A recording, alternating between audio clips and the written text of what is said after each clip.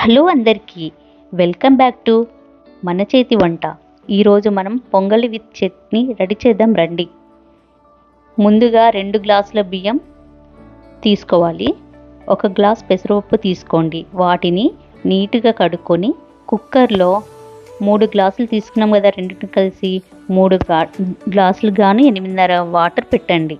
పెట్టి ఒక 5 విజిల్స్ వచ్చాక తీసి రుబ్బి పెట్టేసుకోండి. మనం తిరువాత ఇత్తనాలు అన్ని పచ్చిమిర్చి మిరియాలు అన్ని తిరువాతలో వేసేసి పోపు పెట్టేసేయండి. తర్వాత దానికి తోడు కాంబినేషన్ మనకు చట్నీ చేసుకోవాలి కదండి.